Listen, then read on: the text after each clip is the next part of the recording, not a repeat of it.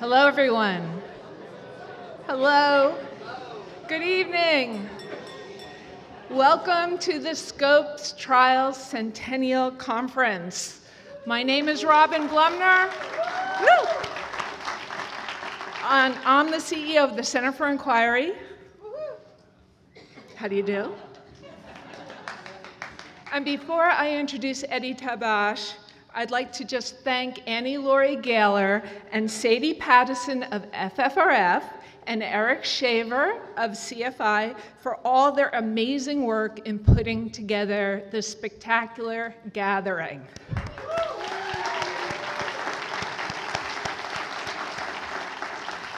It's been an absolute blast working alongside all of you, and I think we should do it again in 100 years. So let me tell you a little story about how this joint conference between FFRF and CFI came together. It actually was due to COVID. Now, I know not a lot of good things happened due to COVID, but this was one of them. So Laurie, and I were initially planning to put a conference on in Washington, D.C. to celebrate the 100th anniversary of women's suffrage. You know, so many of the early suffragists were free thinkers. Susan B. Anthony, Matilda Jocelyn Gage, Elizabeth Cady Stanton, they were free thinkers. So it was our people who brought women's right to vote to the United States. We did that. We wanted to celebrate it. So we booked a hotel. We started planning. But as many in the audience know, women won the right to vote on August 26th, 1920. And we were going to celebrate 100 years later. COVID had other plans. We were still in lockdown. So we had to cancel. We invoked the force majeure clause in the contract, which was a first for me. And I remember the hotel was not all that pleased, but nonetheless, a little after that, we decided we would still do a joint conference, but this time it would be around the Scopes Centennial. It seemed like we had all the time in the world to plan. 5 years, and here we are. So without further ado, we are going to get this show on the road. So please join me in welcoming to the stage the chairman of the board of the Center for Inquiry, who is also a constitutional scholar and a Borscht Belt wit, my friend, my colleague, and my boss, Eddie Tabash.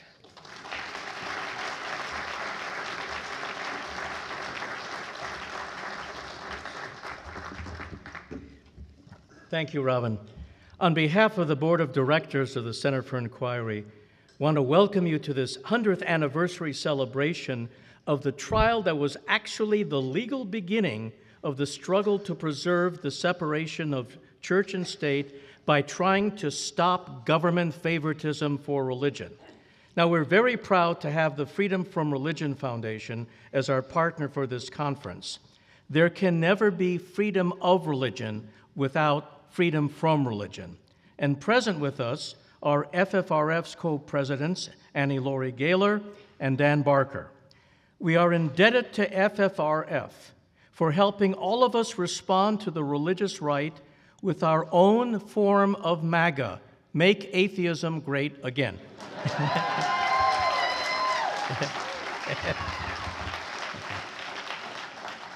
Also here are my colleagues from the board.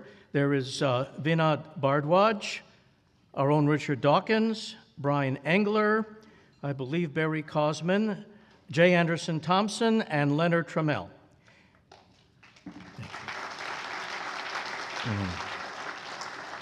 We thank the CFI staff for their great work in putting this conference together. But we also especially thank our president and CEO, Robert Blumner, for her tremendous leadership in guiding us as we confront the most devastating threat to science and reason, and as we seek to abolish religious tyranny at home and around the world.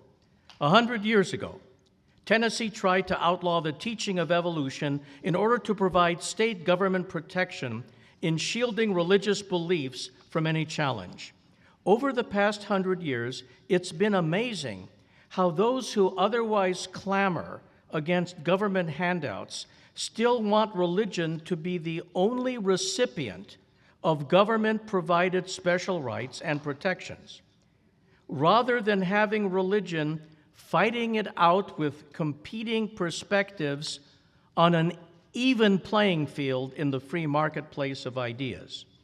Having only scientifically based evolution taught in our public schools is a crucial part of church-state separation because the struggle for evolution to be taught as the biological process by which we developed into what we are is more than just an effort to preserve the integrity of science education. It's an essential component of protecting modern secular government. The last time the Supreme Court decided a case dealing with creationism and evolution was in Edwards versus Gaylor in 1987. Louisiana enacted a law mandating the teaching of creation science along with evolution in the public schools. Louisiana argued that the concept that every living being, including humans, appeared suddenly in our present form did not require any religious or supernatural belief. It just happened. And was therefore not an attempt to bring religion in the public schools. Only 2 justices accepted this, Chief Justice Rehnquist at the time and Justice Scalia. Now we have to be very concerned about what today's 6-3 religious right-wing majority would do with an identical case. Because of the current composition of the Supreme Court, we are in danger of losing 78 years of definitive rulings by previous court majorities that always used to affirm that government cannot favor religion over irreligion. I don't know if he's in the room yet, but with us at this conference is the Honorable John E. Jones III, the United States District Court judge who in December of 2005 struck down a school district's requirement that intelligent design be taught as an alternative theory to evolution in the case of Kitzmiller versus Dover Area School District. Judge Jones wrote,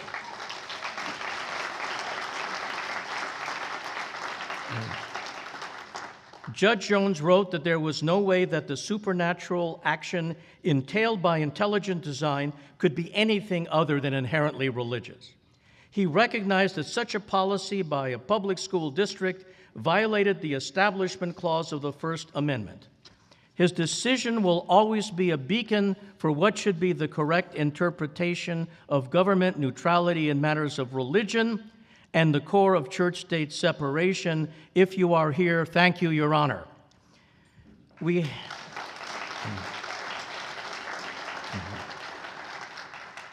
have our superstar, Richard Dawkins, who teaches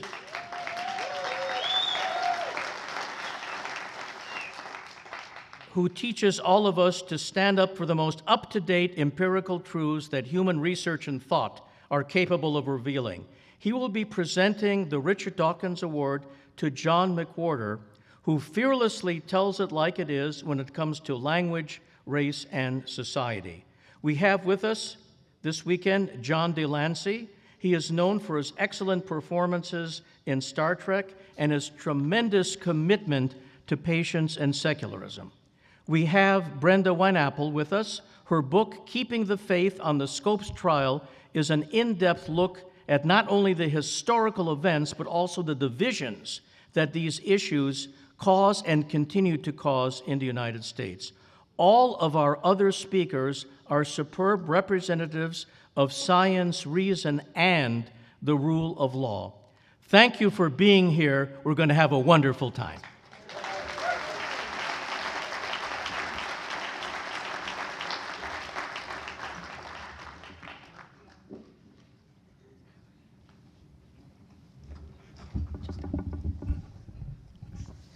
I'm Laurie Gaylor, and I'd like to welcome you on behalf of the Freedom from Religion Foundation and for being a part of this historic event.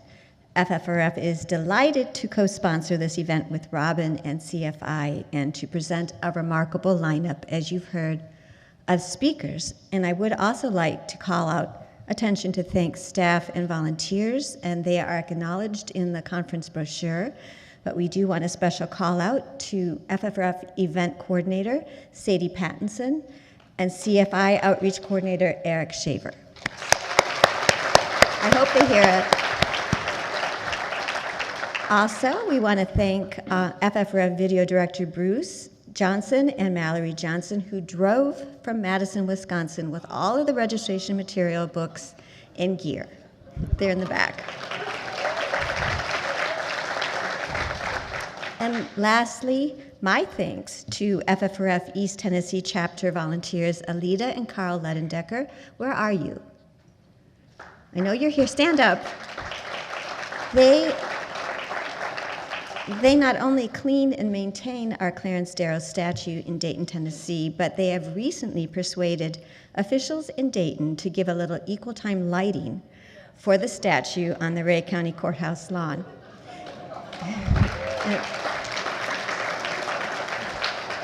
And speaking of that courthouse, those of you who will be going on Sunday on the buses there, when you go into the courthouse, you are likely going to spot a 10 Commandments plaque.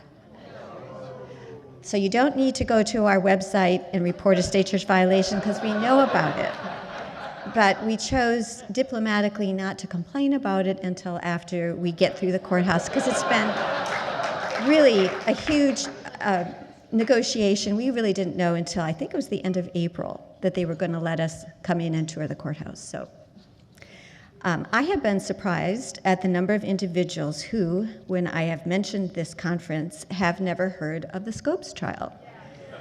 So let's hope this isn't the kind of case that freethinker George Santayana warned about in his often quoted words, "Those who cannot remember the past are condemned to repeat it."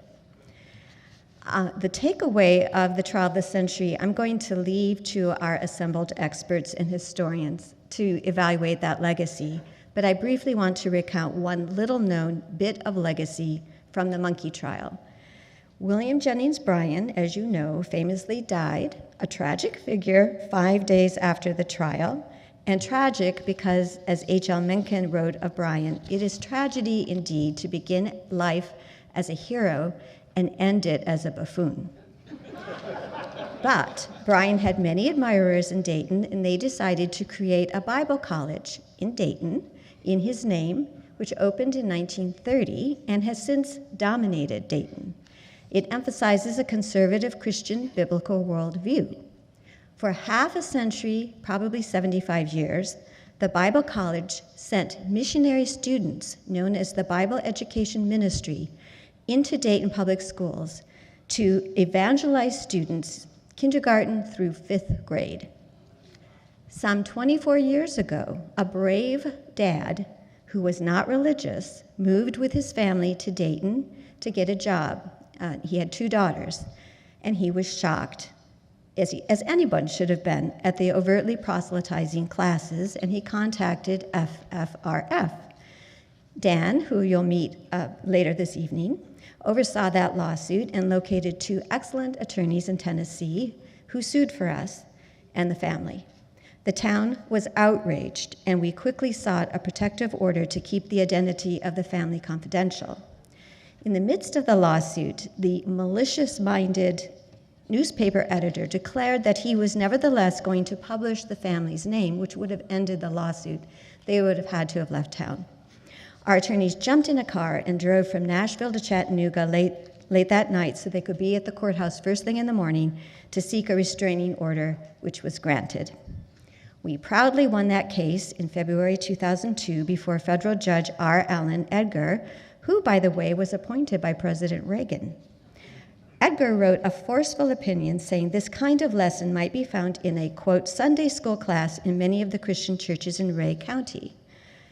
Edgar also wrote, the lesson plans retained by Bryan College reveal that the children are being taught that the Bible conveys literal truth about God and Jesus Christ, reflective of the Bryan College statement of belief.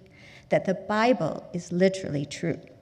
Students are asked to memorize Bible verses, act out skits of biblical stories, and sing songs such as Jesus Loves Me, My God is So Great, Pharaoh, Pharaoh, 12 Men Want to Spy on Canaan, Shout to the Lord, Change My Heart, O God, and I'm in the Lord's Army.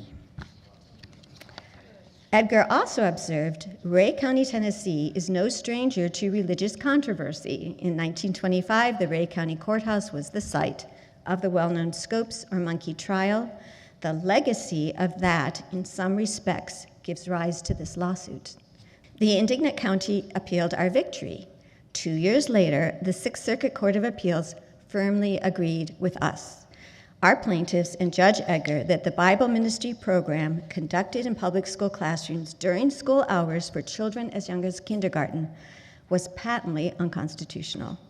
The parents, however, had been so concerned about security that they didn't tell their 2 small daughters that they were the family suing until long after they had left Dayton and the girls were almost grown. But it was an open secret to everyone but the girls. One daughter contacted us about a decade later and described how she and her sister did not know why they were pariahs. No one would eat with them in the cafeteria. Kids would sometimes slam lockers on their small fingers. She imputed it to racism. Their mother was Native American. Now she finally knew the reason. Need anyone know more than this sad story to understand why divisive religion does not belong in our public schools? Ed Larson's riveting Pulitzer Prize-winning book, Summer for the Gods, revealed that the play and movie, Inherit the Wind, had lots of phony details in it, but the irony is that Dayton, in many respects, thanks to 3 generations of fundamentalist indoctrination in our public schools, appeared to have evolved to resemble the town that the playwrights conjured up as the mythical Hillsborough. Fast forward to 2018, FFRF and supporters were ready to dedicate Zenos Frudakis' magnificent statue to Clarence Darrow, and you're going to meet him in Dayton. He's here, Zenos? There he is.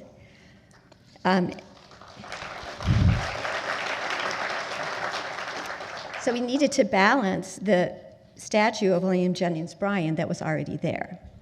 But the town hadn't forgotten FFRF's lawsuit, including a septuagenarian grandmother who pictured herself on Facebook with a rifle and promised to be there for the dedication.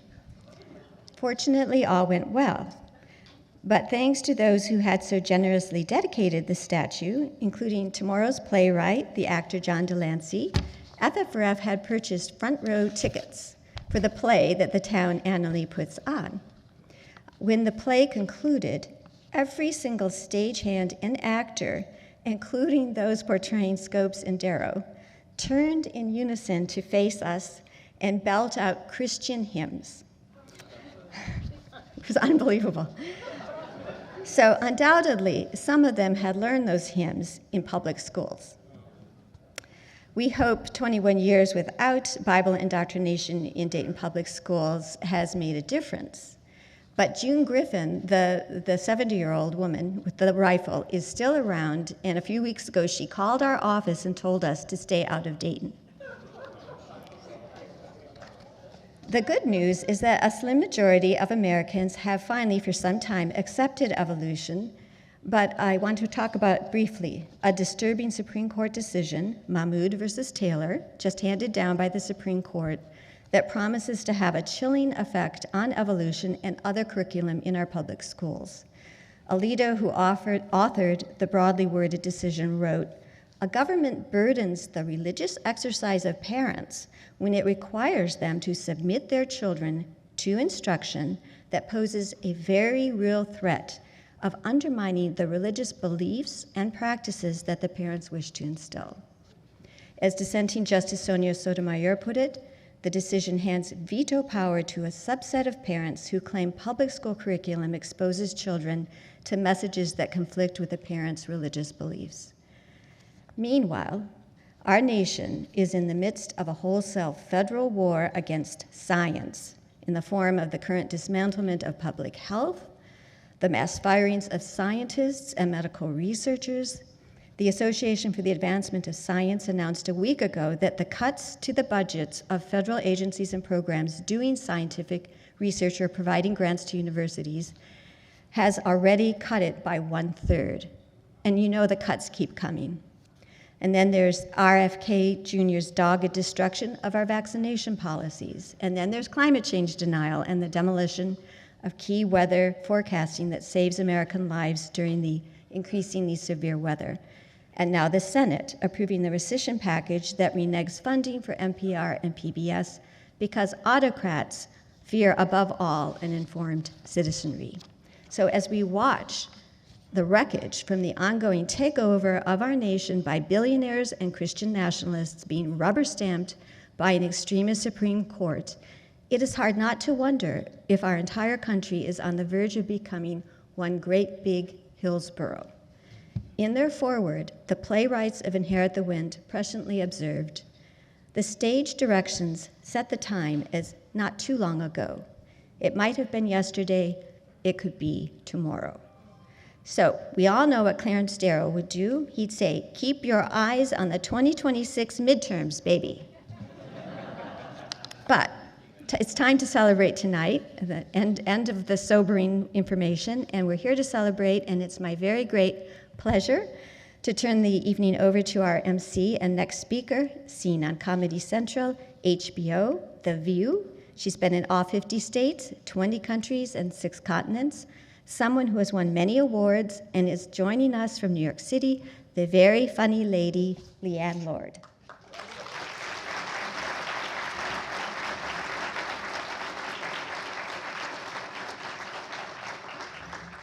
Oh, please keep that going.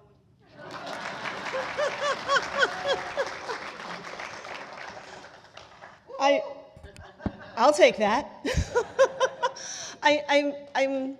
Oh, this is mixed because I'm listening and I'm like, this is dire. I don't want to go on after all of that. Oh my goodness. Please, a round of applause for our opening speakers this evening. Thank you.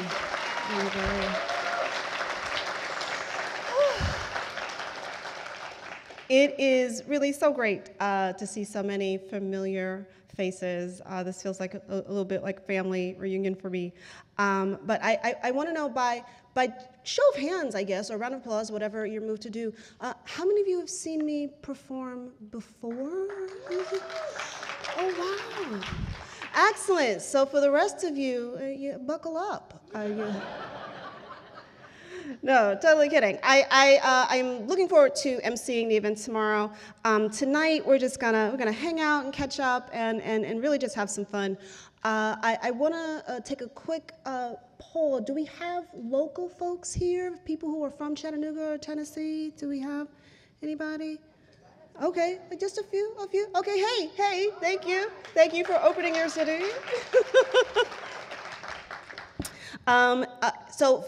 Is everyone else like me? Are we first-timers here? Yeah.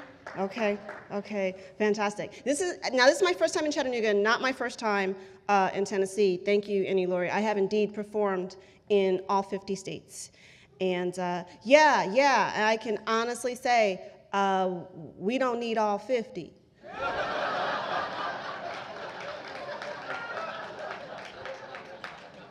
I think we'd be good if we got back down to our colonial weight. I mean, you know how good it feels when you lose that last 37 pounds. Now, I am from New York City. I know I have a couple of New York City folks here. Hey, I didn't know there were so many of us. So for my native New Yorkers and the rest of you, you probably know New York City has really been going through it. Right? Like everybody resigned from the mayor's office except the mayor. Like it's bad, you guys. Like even the janitor, like he left. He's like, yeah, I'm not cleaning this crap up. I'm not. Now I do live in New York City. I live in Queens, and my neighborhood is gentrifying really fast. Yeah, like I walked into the bodega, I walked out, it was a Whole Foods. Like they didn't even try to ease me into it with a Trader Joe's. But I got in yesterday. I'm happy to be here. I have to say the first thing I noticed when I walked into the hotel was the Starbucks.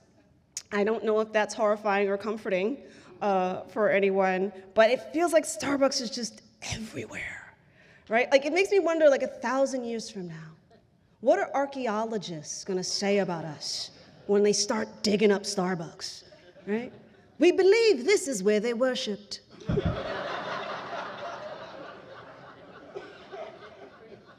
And their ruler was the Burger King. Now, I don't want to offend anybody. Well, I do. That comes later. Do I have Starbucks folks? Do I have Starbucks drinkers? It's okay if you are. Listen, I will tell you, I will be honest. I like Starbucks, and I'll tell you why. Because you can go to Starbucks, get a cup of coffee, sit down, relax. Dunkin' Donuts, you better get that to go. Because something's going to go down you didn't want to be there for. Not kidding you, I am in Dunkin' Donuts, man walks in, he says, "Have you found Jesus?" And I said, he's at Starbucks.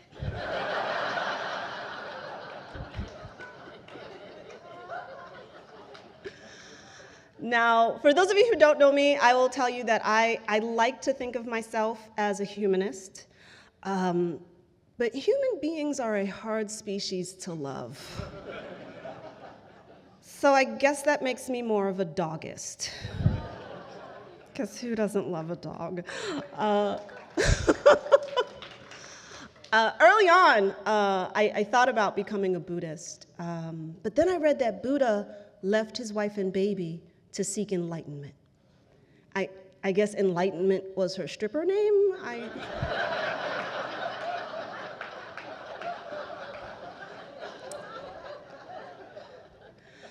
I went to Catholic school. I don't know if fellow Catholic school survivors, hey.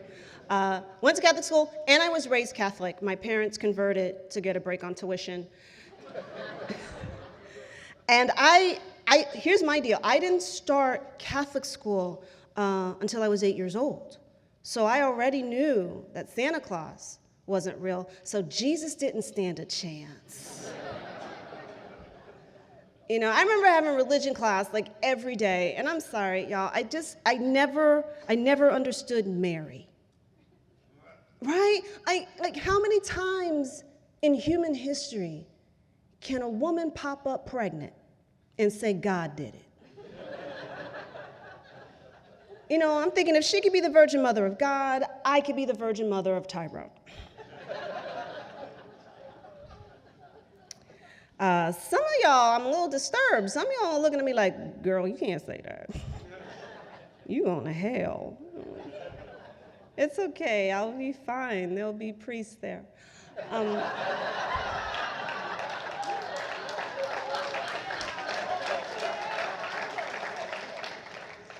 Now, in case you're worried, please don't be worried. I am not Catholic anymore. Nothing formal. I just unfollowed them on Facebook. And I'll be honest with you, I might have stuck around if religion had been more female friendly. Do you know what I mean? Like if in the book of Genesis, Adam had been made from Eve's rib, right? If Mary Magdalene's letter to the Ephesians had said, "Husbands, be submissive to your wives." And then we'd believe it because it'd be right there in the Queen Elizabeth version of the Bible.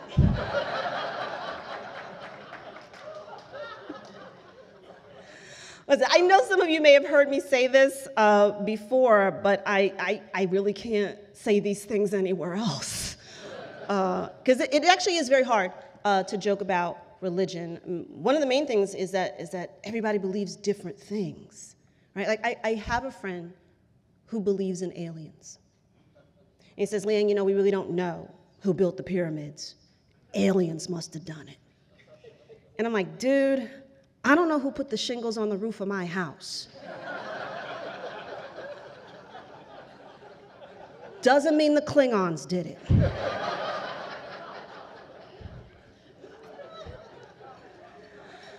I am, by the way, we were talking about this earlier outside. I am actually a new homeowner, everyone. Yeah. Of an old house Yeah, so now I'm suing HGTV. Because, I mean, if you're a homeowner and you have an old house, then you know, I mean, like, every time I turn around, something needs to be fixed. And y'all, I'm not DIY, I'm DSW, okay? Thank you for, my shoe fans, y'all get it. I mean, it's so bad right now, you guys. I have a condition now called house hearing. I hear a sound in the house, I know how much that's gonna cost. You know, a little, ooh, that's about $1,000. And I've been trying to get a handle on things, you know. Phil Ferguson's in the room, very helpful. I've been trying to get a handle on things, and I started using a money management app, a new one, and I put in my financial information, and it said that my lifestyle is unsustainable. So I deleted the app, and I bought a new phone. You know, because I felt like I needed a fresh start. I actually saw I read an article that said 46% of Americans are stressed out about their debt. Now, the other 54% are at peace with it because we have no intention of paying that money back.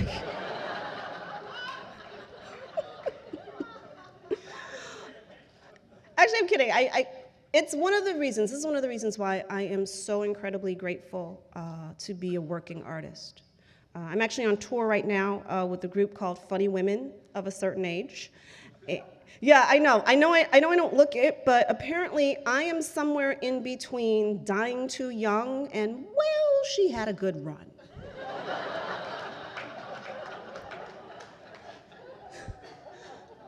My agent asked me if I would be willing to gain 20 pounds for a movie role. And I said, absolutely. Last year, I gained 30 pounds for nothing. I'm actually at the point now, y'all, where I actually hate getting weighed at the doctor's office. Do you know what I mean? By the time they say you can leave your shoes on, I'm already naked. Right? Because, I mean, that's how I do it at home, right? You know, butt naked in the morning after I pee. Listen, for good measure, I even blow my nose. But I am trying to be healthy, but everybody in this room knows how hard that is, right? Like my doctor said to me, he said no caffeine, no fatty food, no alcohol. I said no copay.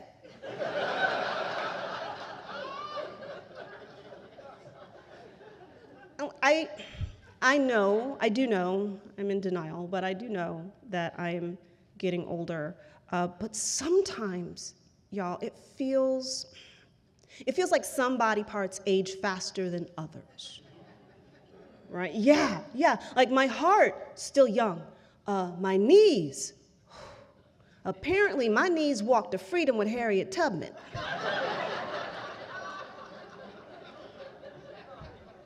Now, my doctor told me to take osteobiflex, and it really works, y'all. Like, I don't hear my knees cracking anymore.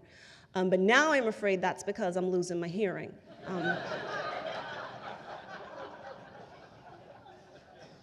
Are y'all laughing? I can't hear you.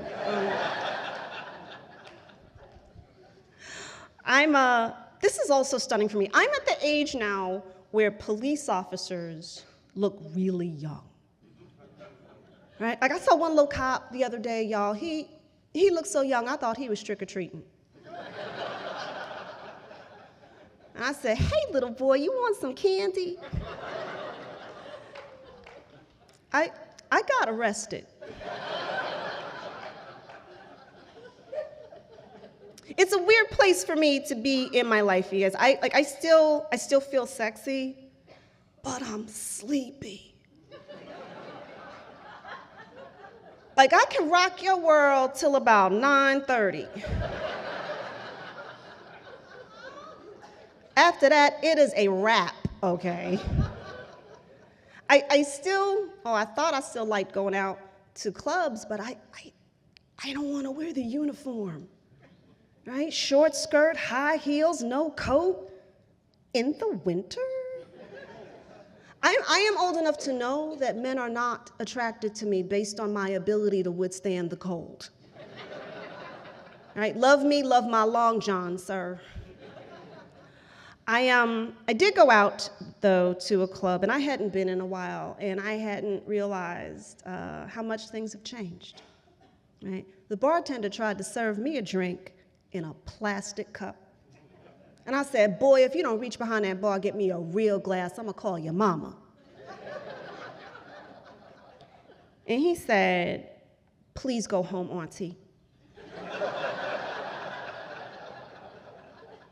True story. But it is very different from when I clubbed back in the day, because it seems like now DJs don't play the whole song. Right? Nowadays, they just play a little snippet, like it's Name That Tune. And I'm thinking maybe that's why the illiteracy rate is so high. These children have never heard the whole alphabet song.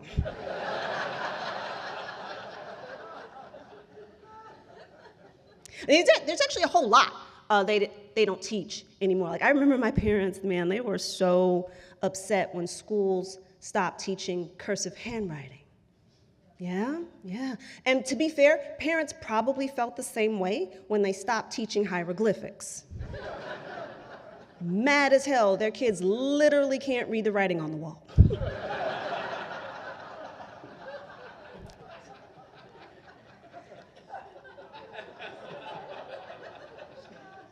But now, if you think about it, we have come full circle, right? We've gone from hieroglyphics to emojis. That's a whole language now. Like, we could write the Constitution in emojis. First Amendment, microphone. Second Amendment, gun. Third Amendment, question mark. I'm sorry, y'all. If Schoolhouse Rock didn't sing it, I don't know it. I will say this: when I started kindergarten, my parents said that they said, "Baby, if you have a problem, just tell the teacher." So I did. I said, "Excuse me," raised my hand, said, "Excuse me, the toys are broken, the cookies are stale. I would like to speak to a manager." Despite that rough start, I am a proud kindergarten graduate, everybody. My thesis was musical chairs. Yes, indoctrinating children into capitalism, scarcity, and toxic individualism.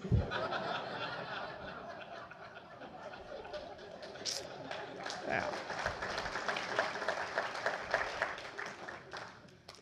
Explain it to that side of the room. Years ago,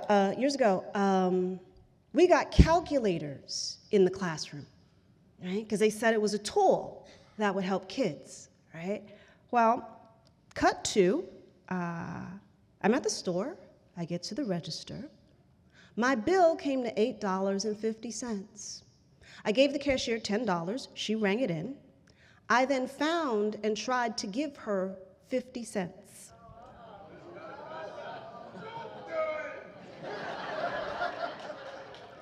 She froze. She stood so still for so long, I thought we were playing freeze tag. Finally, she said, "I don't know how much to give you back." I said, $10.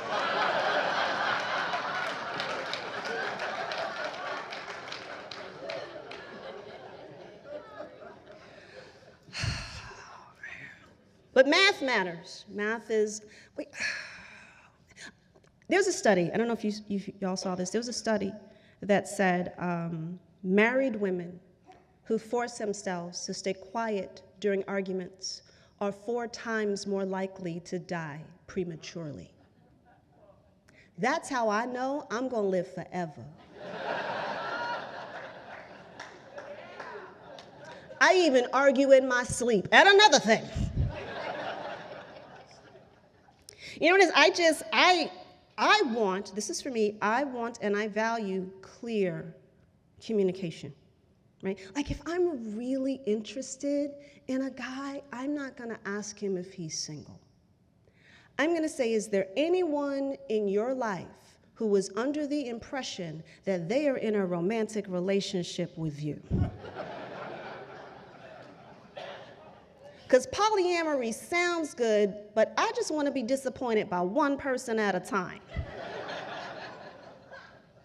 And y'all, I know me. At some point, I'm going to be like, all these people in here, nobody knows how to use a vacuum? Because I'll be very clear and transparent. I would want a real ménage à trois. In French, ménage means housework. 3 people cleaning my house sounds amazing. But the three things I really want in a relationship, it's called the 3 C's. You might have heard this. Chemistry, compatibility, and commitment, right? Because if you just have chemistry, you just have sex. If you just have compatibility, you have a friend. You have commitment, you got a stalker. Now, 2 out of 3 is good. It's good, but it's still, I have to say, it's still a no for me. Because compatible and committed, that's a roommate, right? Commitment and chemistry, that's the Manhattan Project. Oh, good, you've heard of it. Now, chemistry and compatibility is where it gets a little tricky, right? You're attracted to each other and you both love pancakes. Oh, that is a good time until one of you stops eating carbs. So I say all that to say that I wasn't finding my 3 C's, so I moved on to the 4th C, and I got a cat. Some of you heard me talk about him. I have a black cat. That's why I named him Barack Denzel Idris Obama. So I was out here, y'all. I was living my best cat lady life, and then I met someone.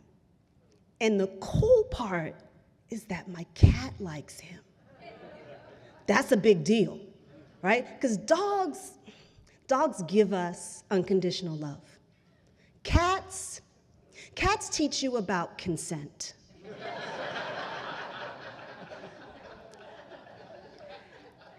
And I figured if he could navigate the mercurial vicissitudes of one of nature's greatest predators, then maybe he could ride the dragon. And y'all, I do believe that I have found my dragon rider.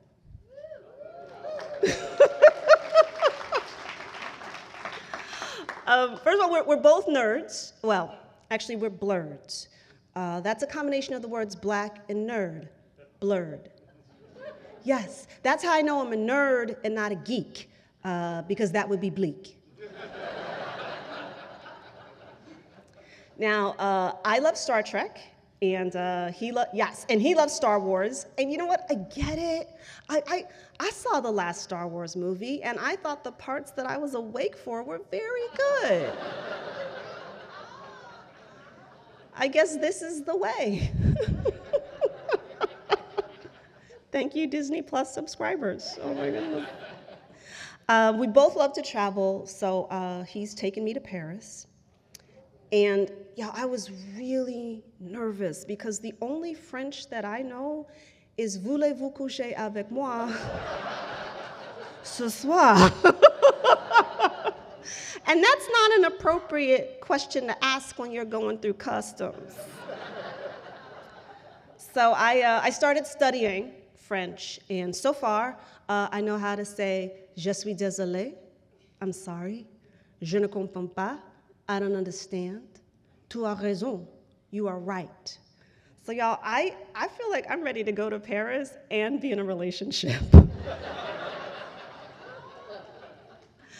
I actually think that you can tell how your relationship is going by how you feel when they call, right? If you look at your phone like, ugh, there might be some room for improvement. But I have to say, we enjoy talking to each other. We've actually never had an argument, which is weird because I am so good at it. Right? Like I'm worried because I don't want to get rusty. So now I'm arguing with strangers on the internet. Nothing vile, y'all. I just correct their spelling, which is actually rather enraging.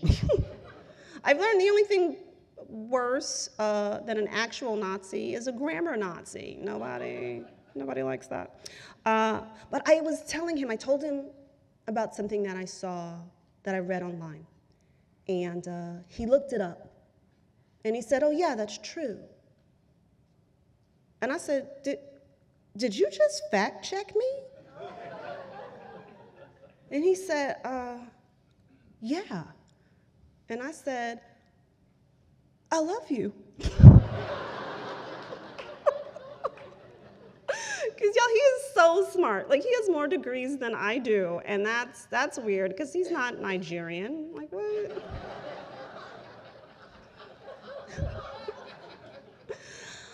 Long story short, you guys, I guess things have been going well.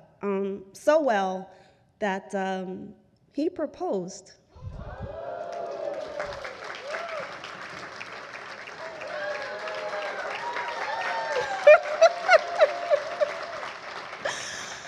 And I think I answered before he finished asking. He said, baby. I said, yes. Now, he was probably just going to ask me to pass the salt, but, you know, here we are, no backsies. He proposed on Valentine's Day. Yeah. And then he told me he had thought about doing it on Christmas, and I'm so glad he didn't. Because I'd always be wondering, did he really want to propose, or was the jewelry store sold out of everything else? Like, I could have got cufflinks. But it was very sweet and traditional. He got down on one knee, and he said, Leighann Sherry Lord, will you marry me? And I said, is there anyone in your life who is under the impression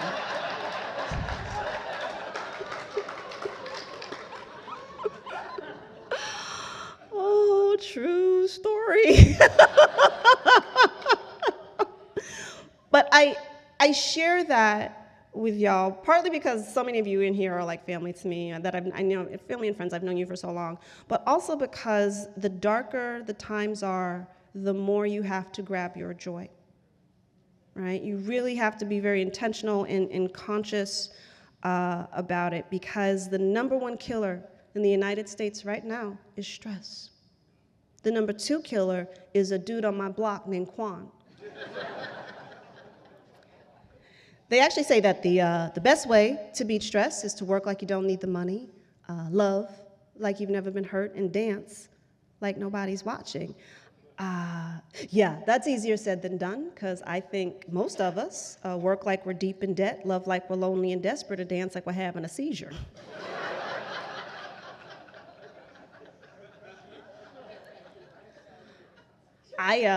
I'll be honest, for me, I've been so stressed, y'all, that I needed my own serenity prayer. Yeah, like every morning, I'm like, may I have the serenity to accept the things I cannot change, the disposable income to change the things I can, and the legal representation on retainer to know the difference.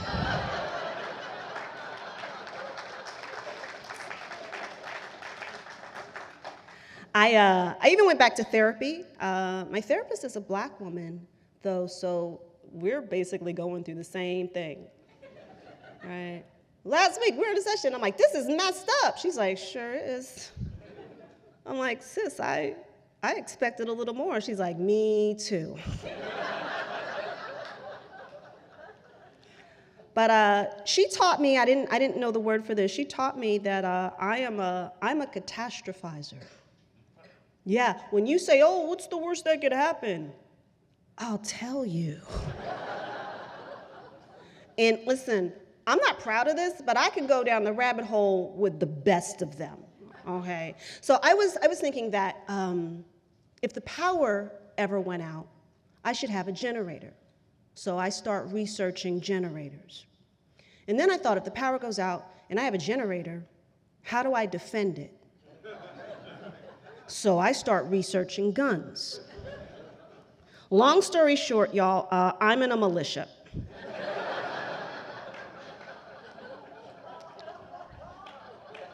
Battalion 1619.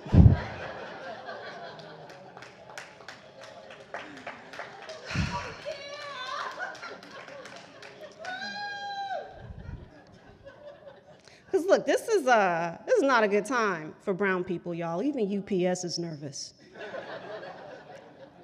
It's also not a good time for women, but listen, please forgive me. I want to say fuck the patriarchy, okay? But you've seen them.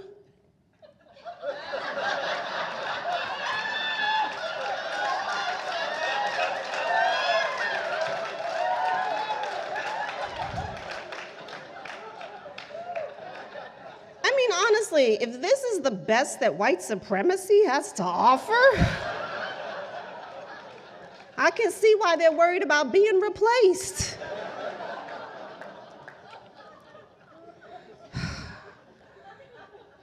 So in trying to take care of myself, and I will share with you what I've been doing, because each one teach one. For my equanimity, my peace of mind, I've cut back, not out, I've cut back on the news. Like right now, I only turn on the TV to see traffic, weather, and ads for new class action lawsuits. And I'm like, come on, melatonin. Because I wasn't sleeping well, and I actually did try melatonin, 2.5 milligrams, and it was as gentle as a whisper. It was like, hey girl, you're tired. Let's lay down. And it worked so well, I bumped it up to 10 milligrams. Yeah, we went from hey girl to lights out. I did it wrong. I've done a lot wrong. I went to a spa and I got a Swedish massage. Is it supposed to feel like a beatdown? I'm on the table, she's working on me, she's like, oh, you have a lot of knots in the neck. I'm like, no, hon, those are bones, ease up. I thought the Swedish were a peaceful people. It was an hour-long massage. We get to the end of it. She's like, oh, and how do you feel?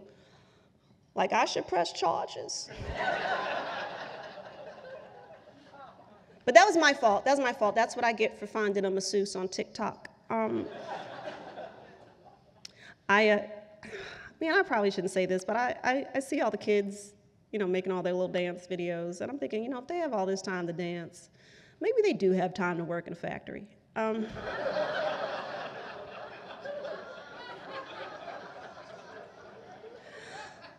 That joke is not going to do well on TikTok. That is. But here's the thing: if they lower the working age for kids, why not lower the drinking age too? Look, I want to do shots in the bar with an 8-year-old who just pulled a double. Who doesn't?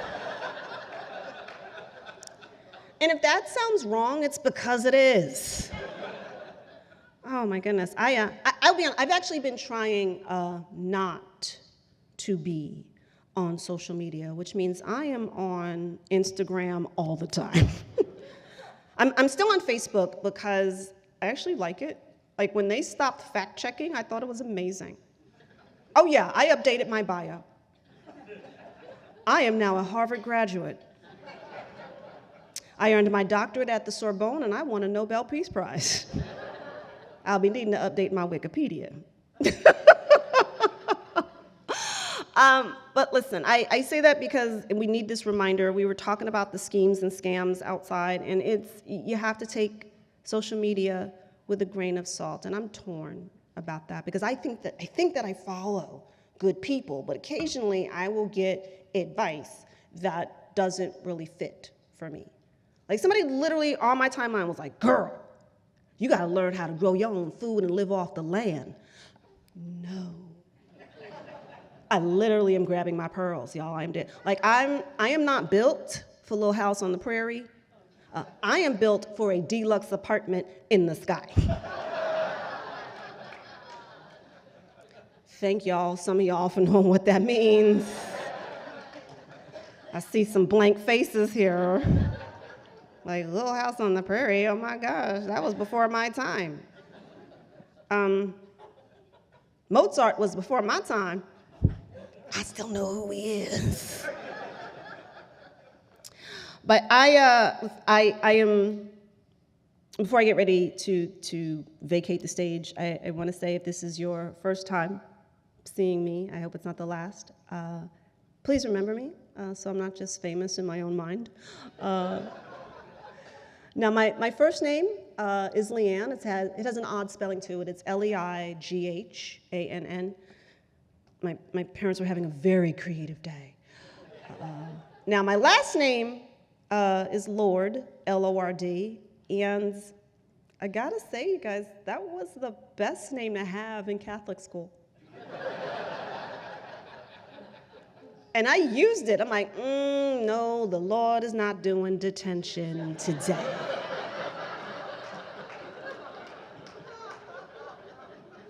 Matter of fact, nobody is. Let my people go.